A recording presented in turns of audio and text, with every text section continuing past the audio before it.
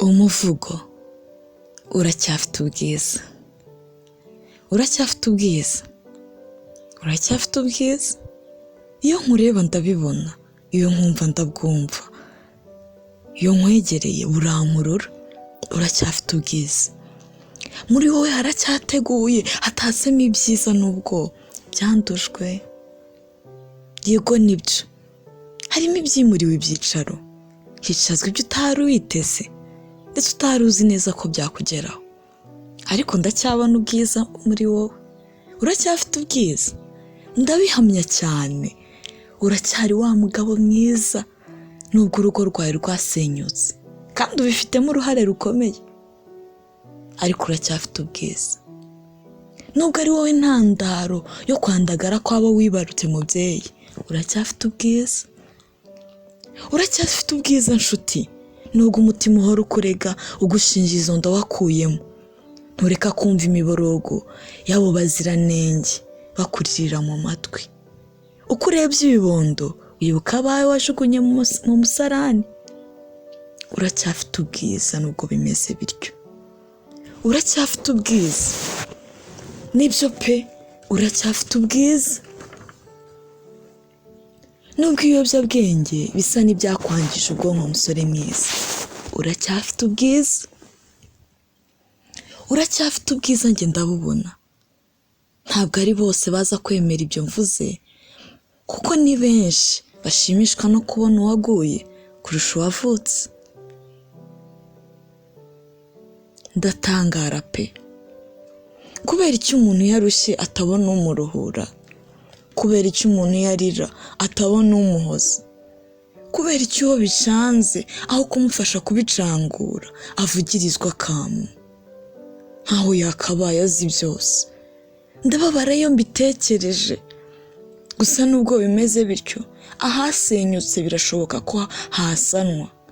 Umudugudu wasenyutse wakongera ukubakwa. Ntarirarenga, ntibirarangira. Uracyafite ubwiza. Ngo abanyembaraga ni abatarigeze babigwamo. Nibyo ni abanyembaraga, ariko kandi intwari njye nemera ni ababashije kurenga amateka y'ibyo banyuzemo n'amakosa bakoze, bakaba abandi batandukanye. Njye ndacyabona ufite ubwiza. Uracyafite ubwiza. Nubwo abavandimwe wabariganyije ukarya utwawe n'utwabo, ukica inshuti, ubuzima bwawe wahinduriwe izina ngo witwa umwicanyi. Oya, uracyafite ubwiza. Abo wakiza baruta abo wishe, ufite ubwiza.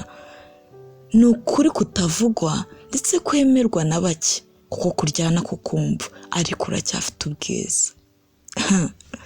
Uwishe ababirega yamaze abeza. Umuntu wese yahinduka, ibintu byahinduka. Ntiwitakarize icyizere. Uracyafite ubwiza. Ngo byararangiye? Ntibirarangira. Wafata icyemezo kimwe gusa, byose bigahinduka bishya. Abamaze kuguca bakicuza kutaguha andi mahirwe. Ndakubonamo umwubatsi mwiza wo gusana ibyo wasenye. Icyo umuntu agaburiye nicyo gikura. Uwisha yanakiza, ubeshya yavuga n'ukuri. Ugira urwango yanakunda bigakunda. Uracyafite ubwiza. Sinemeranya n'abavuga ko ntacyo kimaze. Uri uw'umumaro, umusanzu wawe n'ubu turawukeneye.